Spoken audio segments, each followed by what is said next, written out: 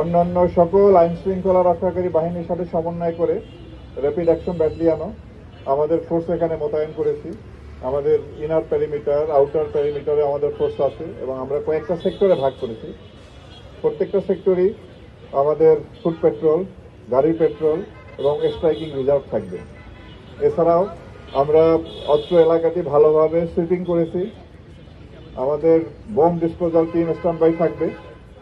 এছাড়া পুরো এলাকাটাকে আমরা 64টি ক্যামেরার মাধ্যমে এটা আপনার সিসিটিভির আওতায় নিয়ে এসেছি। তা আমরা আশা করি যে পরিমাণ নিরাপত্তা ব্যবস্থা আমরা গ্রহণ করেছি তা আমরা নিরাপত্তার সাথে নিরাপদেই এই অনুষ্ঠানটি সম্পন্ন করতে পারবো এবং পাশাপাশি আমরা সারা দেশব্যাপী আপনারা জানেন যে ভাষা শহীদদের প্রতি গভীর শ্রদ্ধা নিবেদন করা হয়। তা আমরা সারা দেশেই আমরা পর্যাপ্ত নিরাপত্তা ব্যবস্থা গ্রহণ করেছি। ইনশাআল্লাহ ভালোভাবেই আমরা আমাদের এই কার্যক্রম সম্পন্ন করতে পারব। তো আমি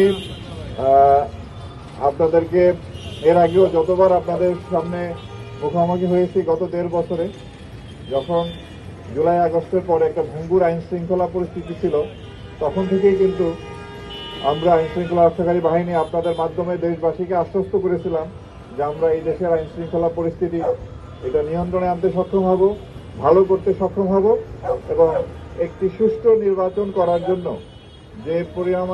যেরকম পরিবেশ দরকার আমরা সেই রকম পরিবেশে নিয়ে আসতে সক্ষম হব।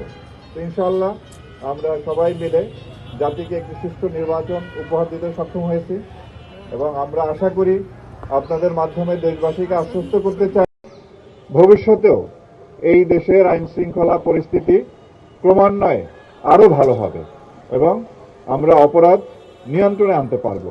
কোনোভাবেই যাতে আইন শৃঙ্খলা পরিস্থিতি বিঘ্ন না হয় সেদিকে আমরা সবসময় সতর্ক আছি, সজাগ দৃষ্টি রাখব।